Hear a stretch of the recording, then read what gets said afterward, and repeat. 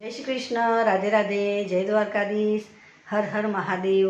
મિત્રો, સ્વાગત છે તમારું મારા નવા બ્લોગમાં. તો મિત્રો, અહીંયા મેં 5 કારેલા લીધા છે અને ડુંગળી.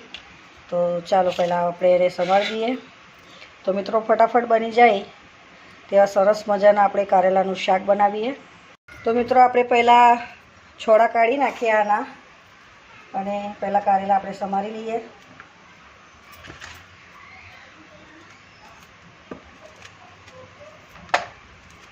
તો મિત્રો, આ રીતે મેં કાપી લીધા છે, અંદર બી કાઢી લીધા છે. હવે આપણે મીઠું નાખીને થોડીક વાર એને રહેવા દઈએ.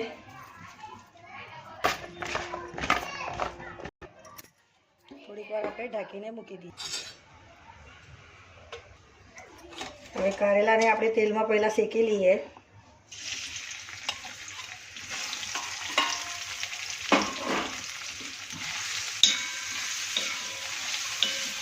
તો મિત્રો, આ રીતે તમે કારેલાનું શાક બનાવશો તો ખૂબ જ સરસ બને છે.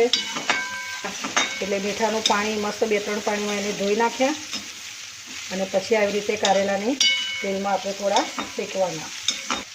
થોડું મીઠું નાખી દઈએ, થોડી હળદર નાખી દઈએ. તો મિત્રો, આ રીતે થોડી વાર એને આપણે તેલમાં શેકી લઈએ કારેલાને અને ગેસની ફ્લેમ થોડી ધીરી રાખીશું. મિત્રો, આ સિંગદાણા મેં શેકીને એના છોડા કાઢી લીધા છે. તો પહેલાં આપણે સિંગદાણા વાટી લઈશું. છે ઝીણા ગાંઠિયા, તો સિંગદાણાની જોડે આપણે ગાંઠિયા નાખીશું. તો જો સિંગદાણા આવી રીતે વાટી કાઢ્યા. હવે અંદર આપણે નાખી દઈએ ગાંઠિયા. વાટી કાઢ્યા છે. મિત્રો, 2 લીલા મરચાં, કકડા 2 આદુના પીસ છે અને લસણ. હવે આને પણ આપણે કૂટી કાઢીએ. તો મિત્રો, આપણે હવે કારેલા જોઈ લઈએ. તો જો આપણા કારેલા થઈ ગયા છે મસ્ત. હવે એને આપણે કાઢી લઈએ. કારેલા કાઢી લઈએ.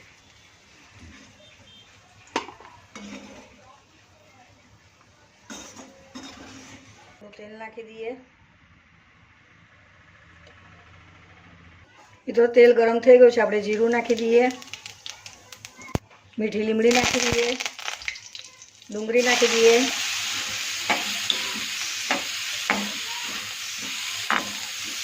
મિત્રો, આપણે પહેલાં સિંગદાણાને જે ગાંઠિયાનો આપણે વાટી કાઢ્યા તે આપણે નાખી દઈએ. એટલે આપણે બધો મસાલો બનાવીને તૈયાર કરી દઈએ. આદુ, લસણ ને લીલા મરચાં, ધાણા, હળદર, લાલ મરચું ને ગરમ મસાલો. મિત્રો, આ 2 ચમચી જેટલો ગોળ લીધો છે. હવે ગોળ પર અંદર નાખી દઈએ આપણે અને બધું મિક્સ કરી દઈએ. તો મિત્રો, આ રીતે જો તમે કારેલાનું શાક બનાવશો ને તો ખૂબ જ સરસ બને છે.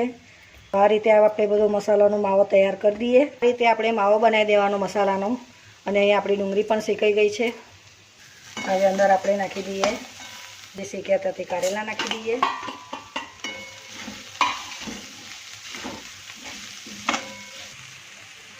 મિત્રો, જે હવે મસાલાનો આપણે માવો તૈયાર કર્યો હતો તે હવે નાખી દઈએ.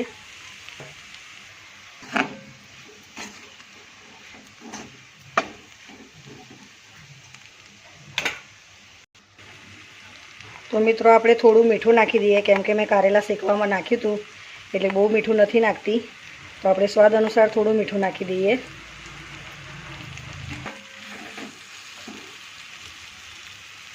કારેલાનું શાક બનીને તૈયાર થઈ ગયું અને એવી ચોમાસામાં ખાવાની ખૂબ મજા આવે એવું સરસ મજાનું આપણું કારેલાનું શાક બનીને તૈયાર થઈ ગયું.